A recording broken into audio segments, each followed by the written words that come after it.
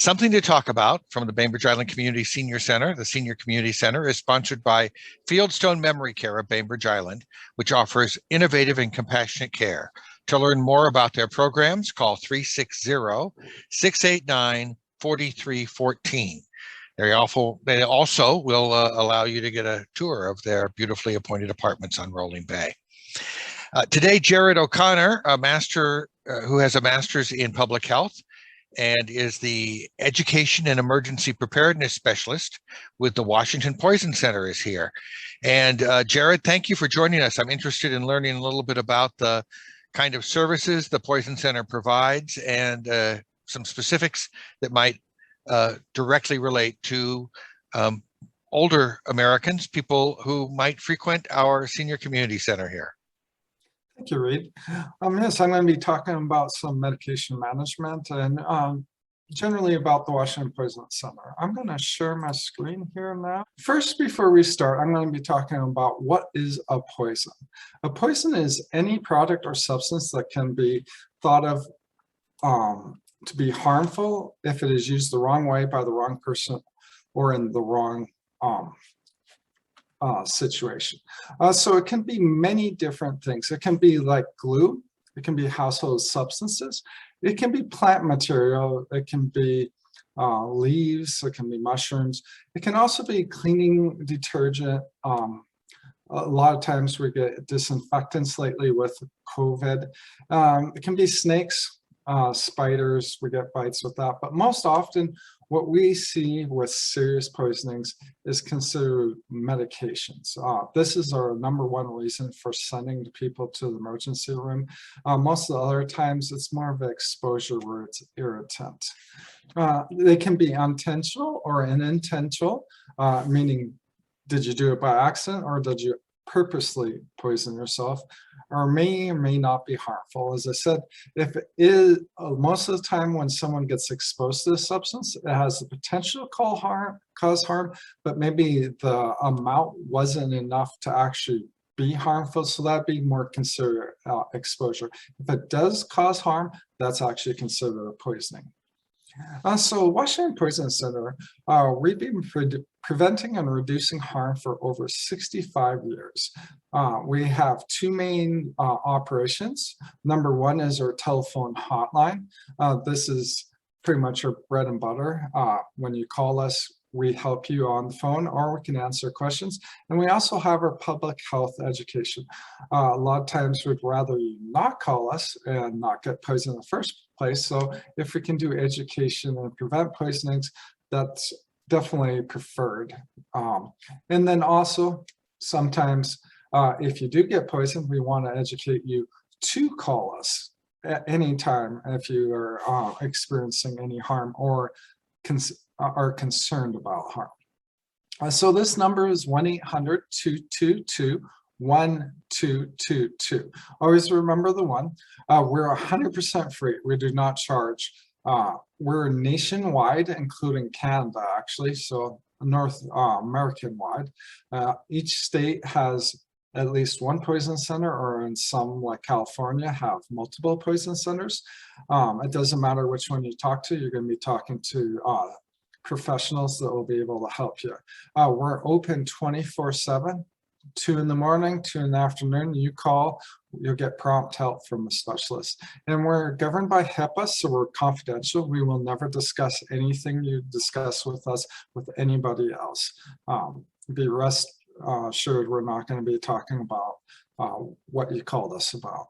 And we can interpret in many languages, over 260 plus languages we can be able to render assistance in. So when you call, who do you get a hold of? Well, we have what we call SPIES. They love this acronym, Specialists in Poison Information. They can tell their friends they're a spy. It's much more popular than the acronym they were going to try before, which was Poison Information Specialist. Obviously not nearly as popular. No, not as good. No. So these people are mostly pharmacists at our poison center, but we have nurses and poison information providers. They have many, many years of experience in the field. And to be able to answer the phones, they have to go through rigorous certification from the American Association of Poison Centers. So this is additional training to be able to answer the phones and be able to render assistance on poison. Also, we have onboard certified medical toxicologists. These are medical doctors that specialize in poisoning. There are very few of them in the state. I believe there's 7 right now, and all of them work for us in some form or another. These are specialists, doctors that specialize specifically in poisoning. This allows us to be able to give advice to any hospital that calls with the poisoning. Oftentimes that's who they call, is us. If you call 911 or the emergency, go in the emergency room with poisoning, they're going to call us to treat you. So cut out the middleman, call us first. If you do need to go to the ER, we're going to call ahead and make sure that they know you're coming and how to treat. So about 92% of our calls come from home. So when people are calling us from home, vast majority of our calls come from home, but when they do call from home, 92% of the time people stay at home. So if you call with the poisoning from home, most of the time you don't actually have to go to the ER for the poisoning, because we are able to treat it at home, give you advice. Saves you a lot of heartache, and you don't have to drive in a hurry to go to the ER. And it saves you a lot of money. On average, we found that it's about over $1,000 to go to the ER, so it's much cheaper. We also get calls from EMTs and hospitals. This is the individuals asking us, how do I treat my patient? So we are the experts on poisoning, so give us a call first. We get a lot of calls. We've had 53,000 calls last year. Of those, about 5,720, about 11% of all patients are older adults. A lot of people think, well, I don't have little kids at home, so I don't need to have the poison center's number. Well, older adults tend to have more severe cases than the general population. The older you are, the more medications are at home, and the more likely the emergency is gonna, the poisoning is gonna be an emergency. So of these exposures, what calls do we get? Well, vast majority of these are concerning medication error. As you can see from this graph, this is the most common we get for individuals 60 and older. We also get accidents. This is someone putting like Clorox in a coffee cup or something, they drink it. We do have, unfortunately, suspected suicides, and then we do get adverse drug reactions. Medications have interactions with each other. Unfortunately, that is something that does happen. So we're going to break down medication errors a little bit more. So what type of medication errors do we see? We see people having the wrong dose. This is oftentimes double dosing or not misreading the label and taking more than you need. Taking the wrong medication. Oftentimes there's multiple people in the household. You may accidentally take your hubby's medication, or maybe you mixed up your pills and took the wrong medication when you're meaning to take a different one. And the wrong person. So mixing it up between your spouse is often a time. And then time, oftentimes you can misread when you're supposed to take it. You're supposed to take it at night, you take it in the morning, and then the wrong way. Obviously, some are supposed to be taken ocular, some ingested, some dermal. If you take it the wrong way, it can cause adverse reactions or overdose. So type of medication errors in adults 60 and older. Most often we get the wrong dose. You take too much, too little. Wrong medication, that's the second most common. Wrong person. Wrong time is the smaller amount, and the wrong way is the smallest. Yes, it can be easy to forget. Did I take that medication today? Oops, looks like I took it twice. Yeah, it is very easy, especially when there's multiple medications involved. Why are medications errors so common? Well, there's more medications than any other age group. The older you get, unfortunately, the more medications you're on typically. So the more medications you have, a complex regimen, it's easy to mix them up because you have so many of them. Multiple doses, multiple medications. So you're supposed to take a certain amount of one, certain amount of another. So you can mix those up to the dosage. And oftentimes you have multiple providers providing you prescriptions, so they might not know what you have. And you could accidentally have two medications that don't have the same name, but include the same type of medication or treating the same condition. Age-related changes, physical and cognitive, can also lead to some problems with medication errors. And then COVID-19, we found that they increased because people's daily regimes have changed. And usually you go through your daily regime, it keeps you, you take this one now, you take this one in the evening, but things are changing a lot with COVID-19. So we saw an increase a lot because people's regimes have changed. Why are medication errors concerning? Obviously, overdoses. Errors are common. They can happen to anybody, but oftentimes if you get too much, you can get an overdose. This can be due to multiple reasons. The severity can be much more severe in some individuals due to, let's say, weight, body composition that can affect people differently. Also, kidney function and liver function can greatly change how adverse a reaction you get for taking too much medication. A lot of medications are related to falls, unfortunately. Any medication that can cause drowsiness often is related to that. Painkillers and such, they definitely increase your chances of sustaining a fall, and that's very concerning for anybody that's 60 and older, because falls are really concerning health risks for older adults. Yes, they can lead to a lot of other complications. And so that's great to keep that in mind. If you're on a medication, you're already at risk for fall. So you have to be a little more mindful. That's for sure. And then it doesn't have to be over the counter.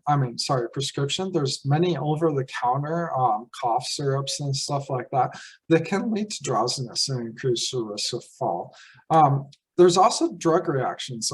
When you have taken multiple medications and supplements, they can interact with each other. Some of them can actually intensify their effect. Alcohol and a lot of painkillers have a synergy to where they increase the effect and increase the drowsiness. And then that's where we get really concerned that a fall's chance increases. So I'm going to go through some safety tips. So definitely save your number. That's our number one safety tip. And this number, the 1-800-222-1222, you don't have to call us an emergency. You can call us if you just have questions. Most of our staff are pharmacists, so if you just have some questions about your medications, if they're going to interact with each other, or if you decide to add some supplements, give us a call and ask before you take it. We'd rather have you call and talk to us before than after. So save this number in your phone, write it down on your refrigerator. Really would think that would help. And I'll put that out in our emails too, just to remind people. That's great to know. So please take our self-assessment too. We have this on our Washington Poison Center website. There's 3 categories: safe medication storage, medication knowledge, and medications management strategies.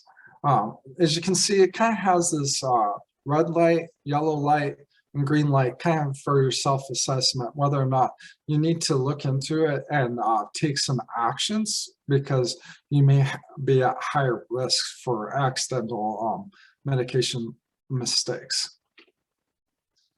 And this is also our website. Some things that if you do see a yellow or a red light, it may help you with that. as you can see, here's our medication list development guide. What are prescription medicines are you taking? What do you use? Prescriptions, ointments, drops, and just kind of read through that checklist. We have a calendar to help you keep track of your different medications, at what time of the day you take them, and then what time of the week in case it's not daily medication. And then on the right, we have a prescription medication list.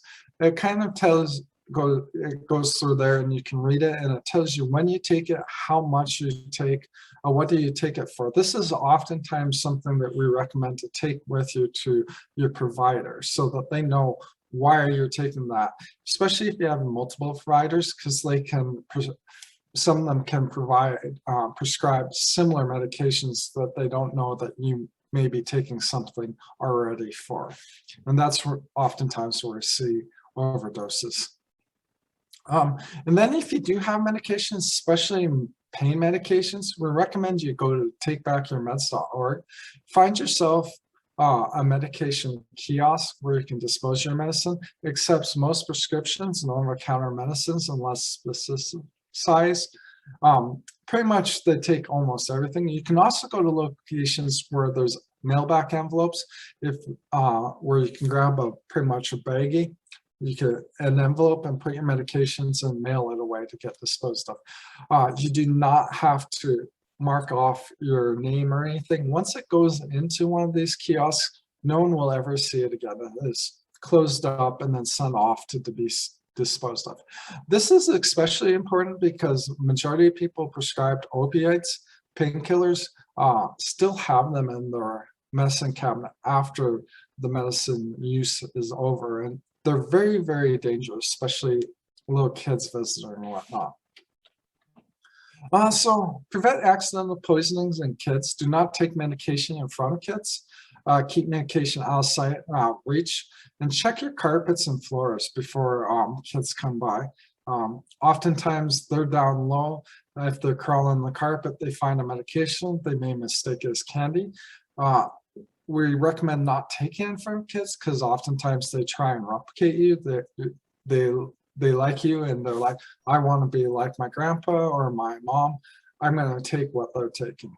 Yeah, this is a shocking slide here. Look how similar the treats look to the meds.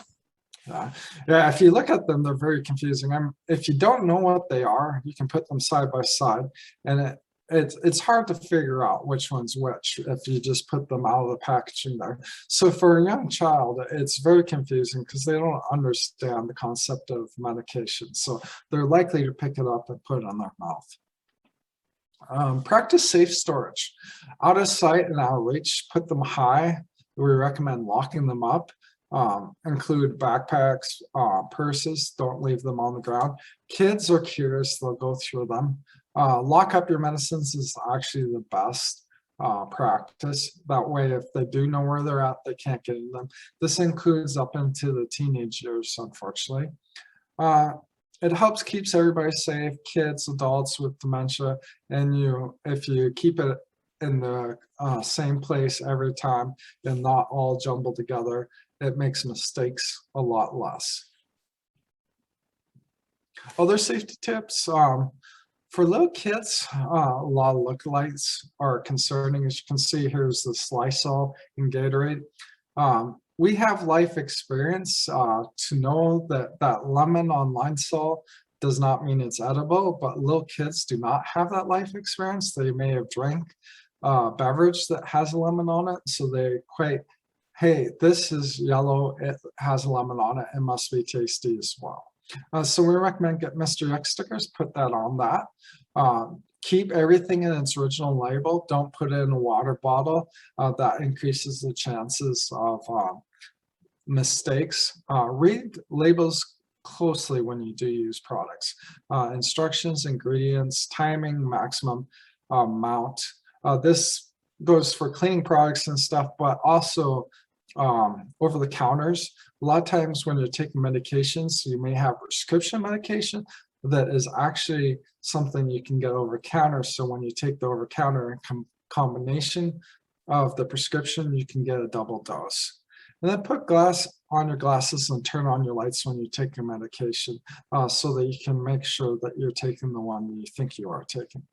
Yeah, it sometimes takes a little investigation. I know that I was taking some pain relief over-the-counter medication, and to actually get the dose, I had to remove part of the label to find it, which isn't wise, but I had to do a little work before I could see exactly how much I was supposed to be taking.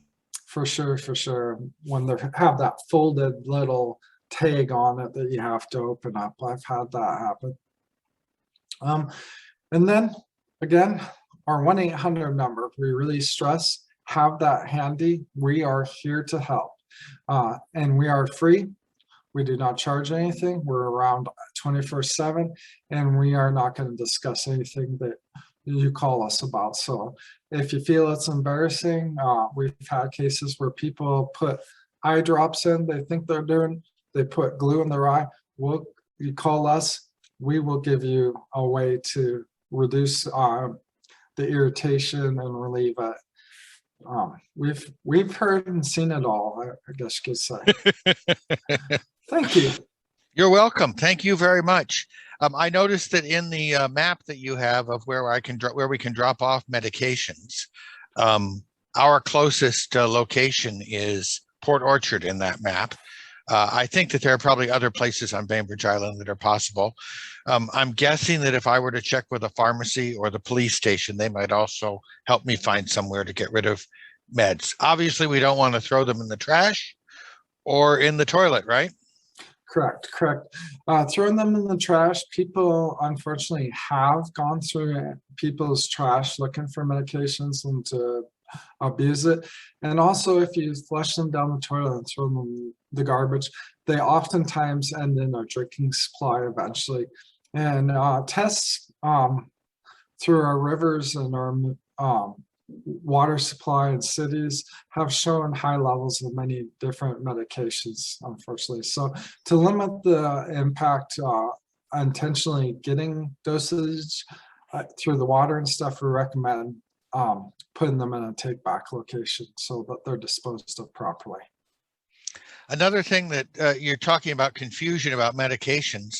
Another thing that I have seen that a lot of folks here at the Senior Center have used, although you might feel a little embarrassed when you start, are those pill organizers to keep track of what you should be taking when.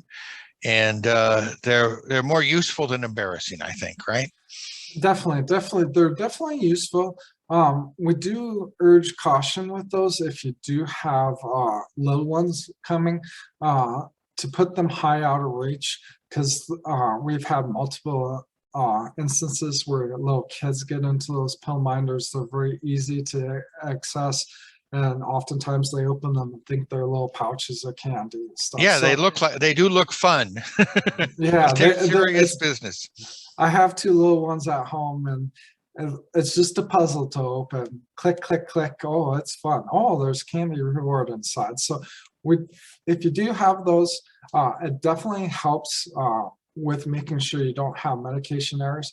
But we recommend make sure that little ones can't access them, because it is an easy way for them to get poisoned.